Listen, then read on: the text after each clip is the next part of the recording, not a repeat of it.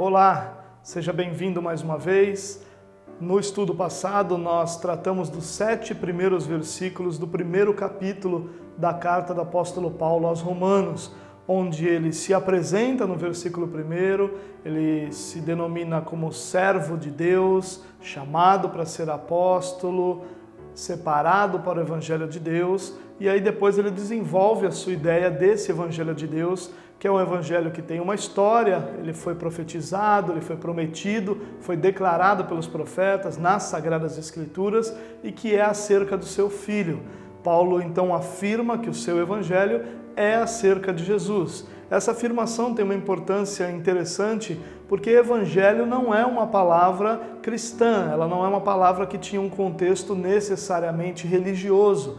Ela era utilizada, por exemplo, quando o imperador romano ia a algum local, ia a alguma localidade, então o evangelho, a boa notícia da chegada do imperador àquela localidade era anunciada. Então a palavra evangelho ela tem um contexto muito mais amplo do que o contexto religioso. Por isso Paulo deixa claro que o seu evangelho, a sua boa notícia, era acerca de Jesus Cristo. E aí então ele desenvolve a humanidade de Jesus, desenvolve a vitória de Jesus, a espiritualidade de Jesus e por fim, nesses versículos 1 a 7 do primeiro capítulo, Paulo então fala sobre o efeito do evangelho, que é a graça, o apostolado, e então cumprimenta os moradores de Roma que pertenciam à igreja de Cristo. Do versículo 8 até o versículo 15, nós temos o que nós poderíamos chamar de parte final dessa introdução. Na verdade, essa introdução vai até o versículo 17, então esses versículos 16 e 17 nós vamos tratar no próximo estudo, mas dos versículos 8 a 15, que nós vamos tratar hoje, nós poderíamos entendê-los como a parte final dessa introdução que começa lá no primeiro versículo e vai até o versículo 17. Então, do versículo 8 ao 15 é o que nós vamos tratar hoje. Começando pelo versículo 8, onde nós lemos: Antes de tudo, sou grato ao meu Deus, mediante Jesus Cristo, por todos vocês, porque em todo o mundo está sendo anunciada a fé que vocês têm. Paulo começa esse trecho da sua introdução louvando a Deus por meio de Jesus Cristo, por causa da fé que ele enxergava naquela igreja. E há um ingrediente interessante aqui. Paulo não está de forma alguma dizendo à igreja: olha, vocês têm sido fortes, vocês têm sido bravos, vocês têm sido valentes e a fé que vocês têm está sendo anunciada no mundo todo. Não, o papel da fé aqui é exatamente o papel de mostrar a ação de Deus naquele lugar. Então o que Paulo está transmitindo aos romanos aqui é o seguinte contexto: eu enxergo através da fé que vocês manifestam o agir poderoso de Deus no meio da igreja. E por isso eu louvo a Deus através de Jesus Cristo por esse grande mover, por essa grande presença, por esse grande agir dele no meio de vocês que se manifesta através da fé que é conhecida em todo o mundo. É claro que Paulo aqui, quando fala de fé que é anunciada em todo o mundo, ele está se referindo a uma fé que é anunciada em todos os locais, em todas as localidades, onde os cristãos se reúnem, onde os cristãos conhecem desse fato que é a fé dos romanos. Então é importante a gente entender isso, entender que o que Paulo está fazendo é louvar a Deus pela fé da igreja, que é uma manifestação clara e visível da ação de Deus ali dentro. Em outras palavras, só Deus é capaz de gerar uma fé em alguém ou em algum grupo tão especial como essa, a ponto dela ser anunciada em todo o mundo. Isso nos faz pensar um ponto bastante importante. Muitas vezes, ao olharmos para a carta de Paulo aos Romanos, nós temos, de forma até mesmo errada, nós temos a impressão que Paulo tem um interesse na igreja de Roma simplesmente por causa da sua viagem à Espanha. É como se Paulo fosse usar a estrutura, as finanças e a própria realidade da igreja para cumprir sua missão. Isso não é verdade. Paulo tem em vista sim a Espanha, que era um local naquele momento considerado bárbaro, Bárbaro não porque bárbaros moravam lá, mas porque não estava nem sob o domínio dos romanos e muito menos debaixo da cultura grega. Então, por isso, eles eram considerados bárbaros, em especial por causa da questão da cultura grega. Mas Paulo sim quer a Espanha, mas Paulo não escolhe Roma porque Roma está estrategicamente localizada, ou porque Roma é forte, ou porque a igreja é estabelecida e tem condições de sustentá-lo nessa empreitada, mas Paulo escolhe Roma porque ele vê o agir, o mover de Deus naquela igreja, de forma que a fé que eles têm é uma prova de que Deus está ali no meio daqueles homens e mulheres, agindo e gerando fé, gerando transformação e edificação para aquelas pessoas. Essa é a razão por que Paulo escolheu Roma. Dentre tantas outras que nós poderíamos mencionar, essa é a principal. Paulo escolheu a igreja de Roma porque era uma igreja com quem Deus podia contar. Era uma igreja com quem o missionário Paulo, o apóstolo Paulo, poderia contar. Como é que ele sabia disso? Porque a fé que era anunciada em todo mundo era a prova de que Deus estava trabalhando e agindo ali naquele lugar. Então, esse momento de ação de graças de Paulo é, na realidade, uma demonstração do entendimento que Paulo tinha de que a ação de Deus é que gera a fé essa que nós temos e que é vista pelas outras pessoas.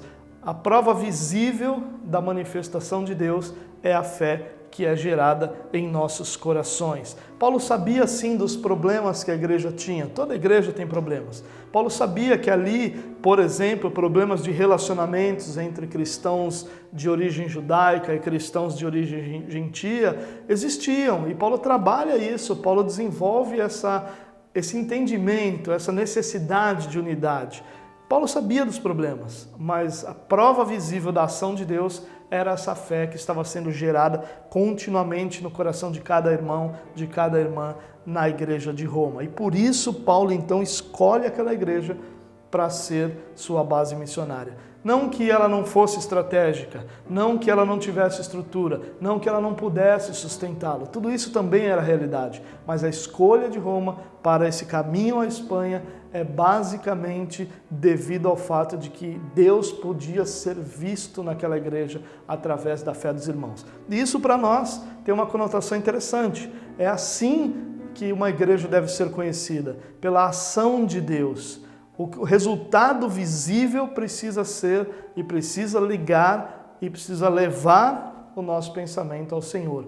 Uma igreja forte, uma igreja boa, uma igreja que está vivendo o melhor de Deus, que é Cristo, é uma igreja que certamente pode ser reconhecida pela ação de Deus ali naquele lugar.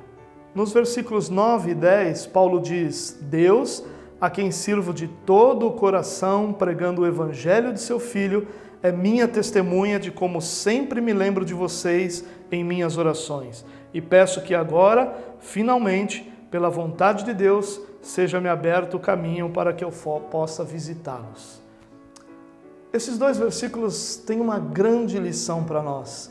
E essa lição é a submissão do apóstolo Paulo ao senhorio, à soberania do Deus a quem ele servia. Nós poderíamos resumir a lição desses versículos 9 e 10 para nós na seguinte frase: o verdadeiro serviço cristão é submisso à vontade de Deus.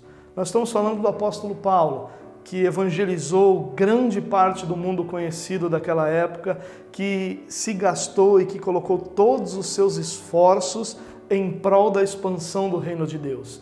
E a sua oração é, em primeiro lugar, para que, pela vontade de Deus, seja aberto a ele uma oportunidade dele estar com os romanos. E aqui há algo importante para a gente pensar.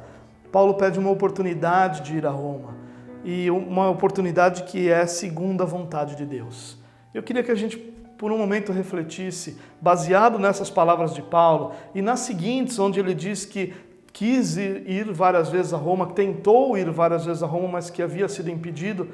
Baseado nessas palavras, que nós pensássemos um pouco sobre o absurdo, sobre a aberração que parece essa teologia que nos ensina a determinar decretar, declarar, exigir.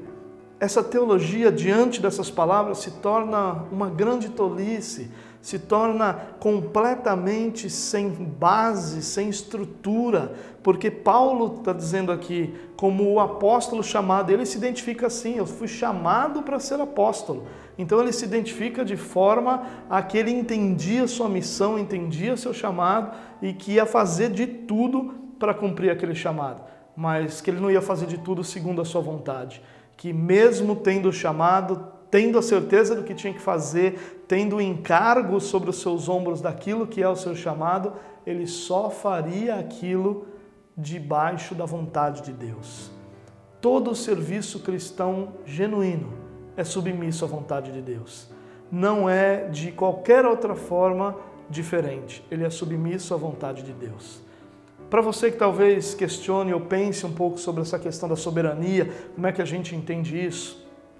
Eu tento, de uma forma muito simples, analisar qualquer coisa que é falada ou qualquer coisa que é ensinada a partir do seguinte princípio: alguma coisa, ou alguma realidade, ou algum ensino impede o fato de que Deus possa fazer o que Ele quiser?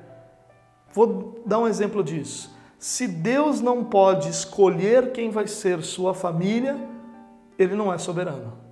E aqui, se Deus não pode impedir o apóstolo de ir a um determinado lugar para levá-lo a outro, ou se Deus não pode direcionar um servo seu a um determinado serviço porque ele já está comprometido com outro, Ele também não é soberano. Então, tudo que impede Deus de poder tomar a decisão está claramente indo de encontro à soberania de Deus. Deus só é soberano quando Ele pode fazer aquilo que lhe apraz.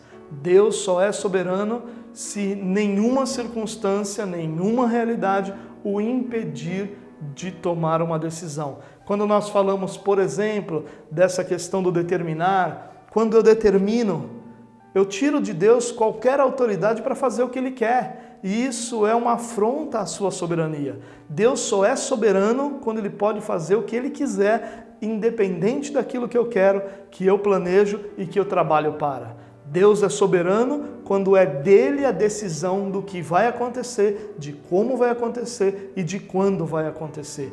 Aí sim nós temos um Deus soberano. Portanto, qualquer ensino que tire de Deus o poder ou a capacidade de tomar a decisão, ela deve ser imediatamente rejeitada. Não há espaço para perguntas, para questionamentos, nem para retaliações. Só há espaço para rejeição. Se Deus não é capaz de tomar as decisões, Ele não é soberano. Por isso, essa teologia que fala sobre determinar, declarar, colocar diante Deus contra a parede, absurdos dessa forma, precisam ser rejeitados, porque elas não são bíblicas, elas não têm fundamentações bíblicas e elas de forma alguma glorificam o Deus soberano que criou todas as coisas. Essa é a grande lição dos versículos 9 e 10. Paulo chama Deus de sua testemunha de como ele orava pelos romanos, de como ele se importava com eles, de como ele se relacionava com eles diante de Deus, mas diz que, segundo a vontade de Deus, ele queria uma oportunidade para estar lá. E a palavra finalmente significa que ele já havia tentado, desejado ou orado por isso muitas outras vezes. Então ele diz, uma oportunidade para que finalmente, ou seja, para que depois de tantas outras tentativas que não deram certo, eu possa agora ter um caminho aberto para me encontrar com vocês. Nos versículos de 11 a 13, nós encontramos Paulo dizendo o seguinte: anseio vê-los, a fim de compartilhar com vocês algum dom espiritual para fortalecê-los, isto é, para que eu e vocês sejamos mutuamente encorajados pela fé. Quero que vocês saibam, irmãos, que muitas vezes planejei visitá-los, mas fui impedido até agora.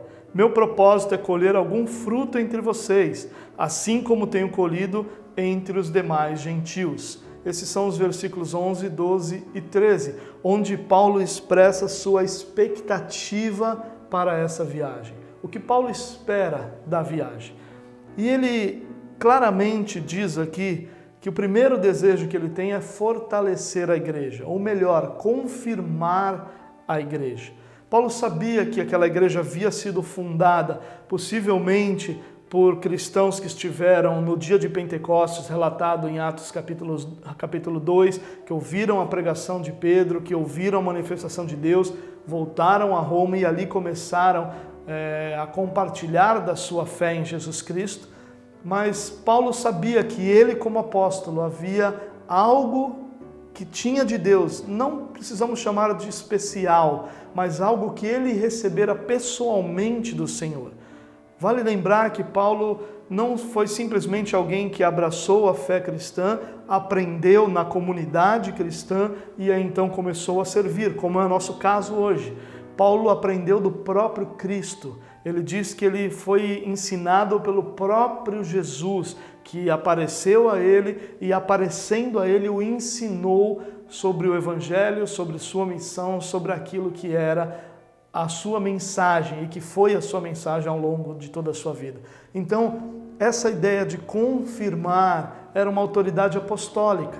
Claro que Paulo na sequência diz para que nós sejamos mutuamente edificados. Paulo não tinha nenhuma pretensão de dizer, olha, o que vocês aprenderam até agora é pequeno, porque eu como apóstolo tenho algo muito superior. Não, Paulo acreditava que tinha algo único, mas não necessariamente superior. Paulo sabia que como apóstolo ele tinha a revelação plena de Deus e essa revelação plena com certeza fortaleceria e abençoaria a igreja. Calvino reescreveu esses versículos da seguinte forma: estou ansioso por confirmar-vos, segundo a medida da graça a mim conferida, para que o vosso exemplo também acrescente coragem à minha fé e para que eu e vós venhamos a beneficiar-nos mutuamente.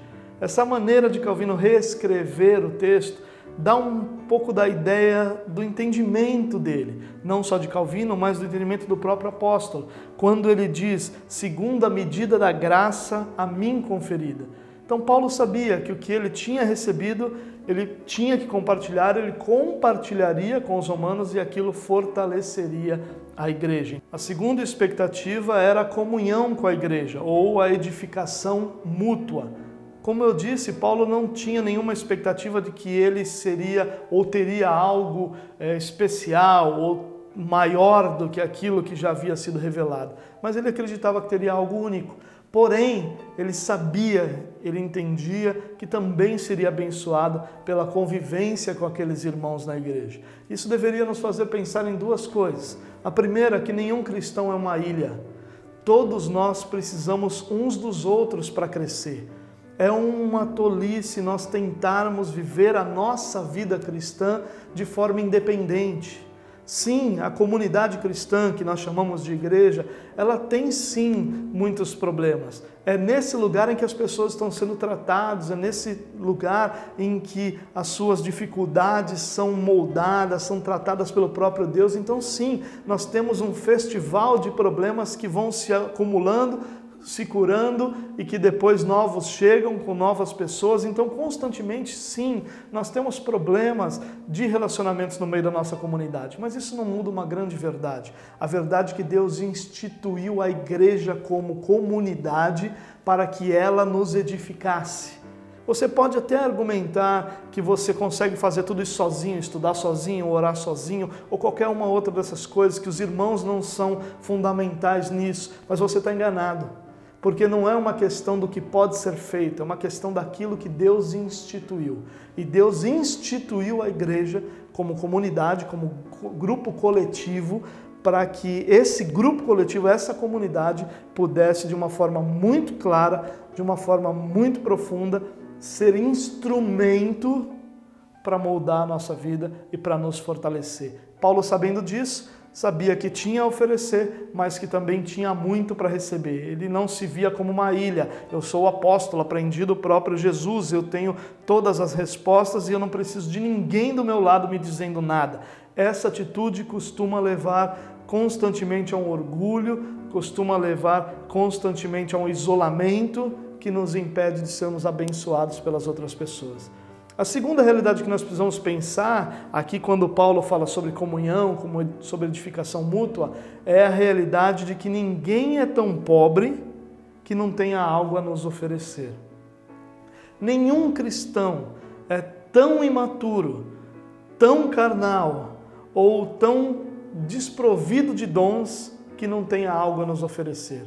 Por mais novo que ele seja, por menos conhecimento que ele tenha, por menor que seja a intimidade do seu relacionamento com Deus, ainda assim há algo nele para nos oferecer. Normalmente o que nos breca, o que nos impede de receber esse tipo de bênção que provém do nosso relacionamento com os nossos irmãos é o nosso orgulho e a nossa preguiça de aceitar as pessoas como elas são, para usar um termo agradável, né? A nossa preguiça de aceitar as pessoas como elas são, sabendo que Deus as usará da forma que elas são. Elas estão sendo moldadas, estão sendo trabalhadas, estão sendo transformadas, mas hoje não há ninguém na nossa comunidade tão pobre que não tenha algo para oferecer ao seu irmão ou à sua irmã.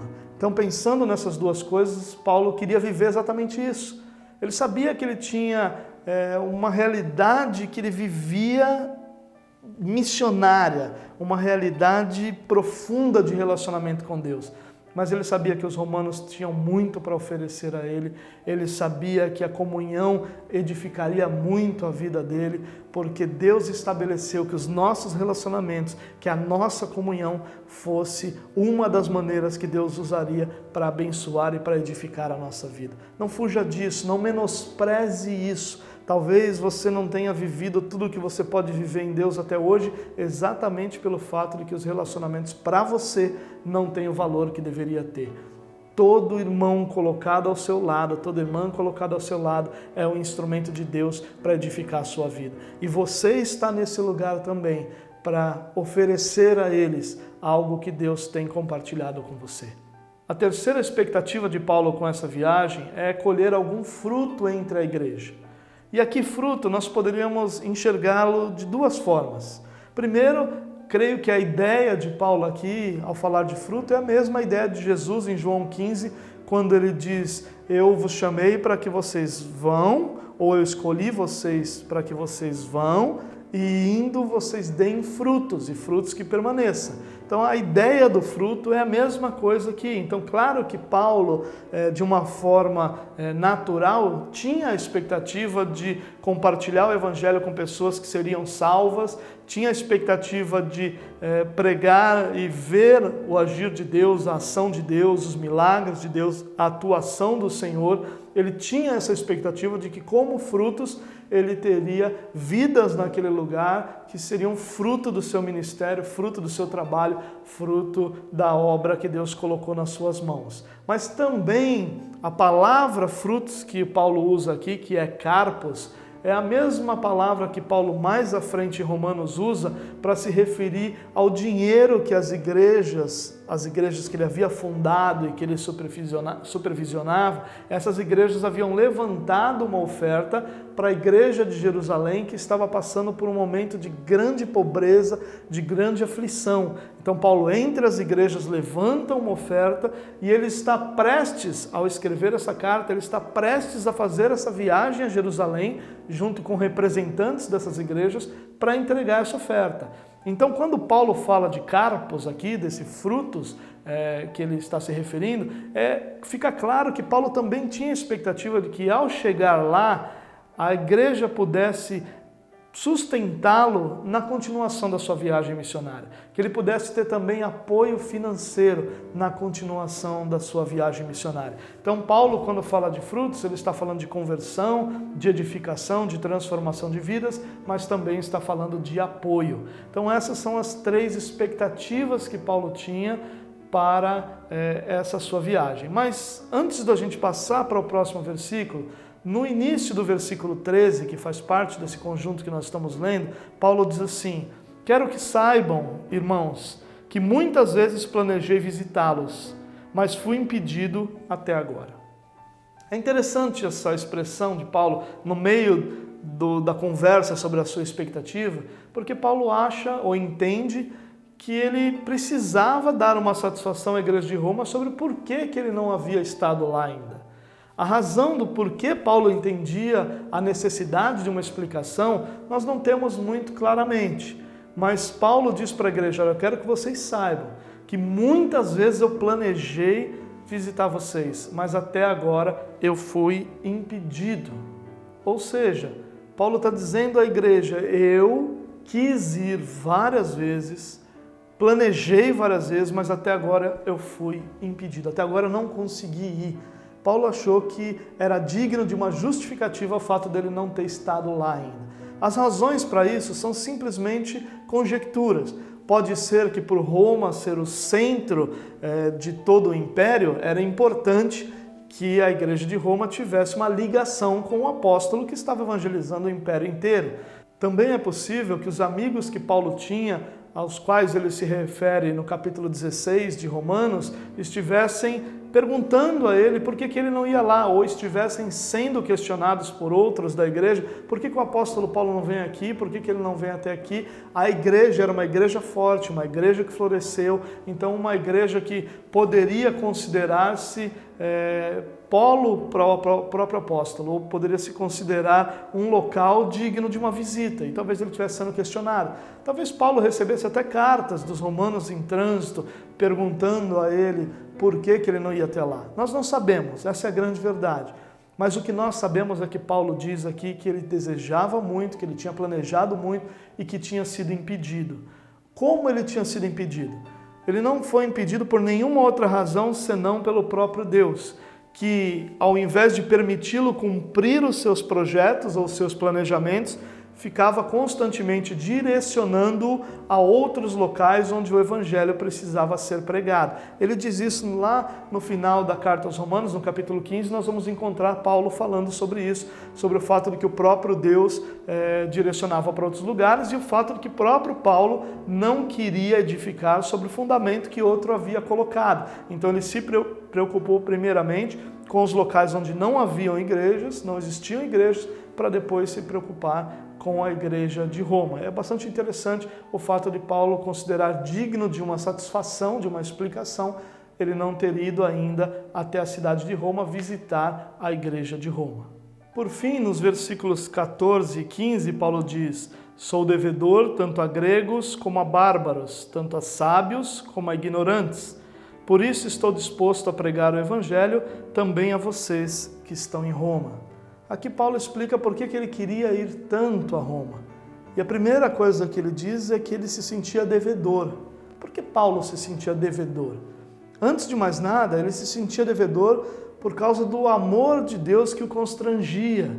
Paulo sabia quem ele havia sido, sabia das suas ações antes do conhecimento de Cristo, ele sabia que humanamente ou que a um olhar desapercebido ele nunca seria merecedor daquilo e realmente nunca seria, por isso o fato dele ter sido amado o constrangia a levar o evangelho a todas as pessoas. Essa é uma explicação natural de todos os cristãos, por que os cristãos se sentem constrangidos a pregar o evangelho. Constrangidos não num sentido negativo, como que se fossem obrigados, mas num sentido positivo de que isso é tão bom, é tão fantástico, é tão maravilhoso que eu me sinto impelido a compartilhar isso com outras pessoas. Então ele se sentia devedor por causa do amor que ele havia recebido pelo Senhor, mas também por causa do seu chamado. Ele entendia que o seu chamado trazia consigo um encargo, e esse encargo fazia com que ele se sentisse devedor. Eu queria refletir com você aqui sobre algo interessante. Já imaginou se nós considerássemos nossos ministérios tão sagrados quanto Paulo considerava? Já imaginou se a maneira como nós tratamos o nosso chamado, o nosso serviço na igreja do Senhor, o nosso serviço ao próprio Senhor, se nós tratássemos de forma tão profunda, tão comprometida, tão sagrada como o apóstolo fazia? Será que nós nos sentimos devedores às pessoas que são alvo do nosso ministério? Será que o que nos motiva é o fato de nós olharmos para as pessoas que estão debaixo da jurisdição do nosso ministério, do nosso chamado, talvez a palavra ministério não seja nem correta aqui, chamado seria uma palavra melhor, mas será que essas pessoas que estão debaixo do nosso chamado, você que foi chamado para compartilhar de uma palavra, você que foi chamado para cuidar das crianças, você que foi chamado para ministrar a música, o louvor na igreja, você que foi chamado para o ministério de artes, será que você se sente devedor às pessoas que são alvo do seu ministério a ponto de ter um comprometimento dessa forma, de considerar seu ministério tão sagrado? Porque o que nós costumamos ver hoje em dia é quase que uma cobrança para que a igreja aceite quem eu sou, meu ministério, meu chamado. E o que Paulo está dizendo aqui não é esse, não importa se eles me aceitam ou não. Eu faço não porque eles vão me aceitar, mas porque eu sou devedor. E aqui ele é devedor tanto a gregos quanto a bárbaros, a sábios e ignorantes. Ele está incluindo aqui todas as pessoas, mas de uma forma sagrada, de uma forma profunda, comprometida. Reflita sobre isso. Deus nos chamou para que pessoas sejam abençoadas através do nosso ministério.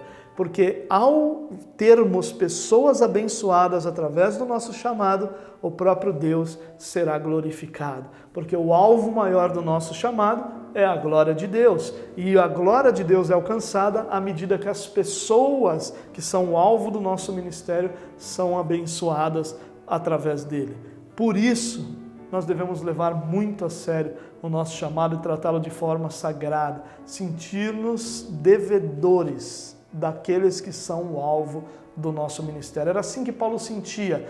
E Paulo está dizendo aqui, eu me sinto devedor a todo mundo, não só aos romanos, mas a todo mundo.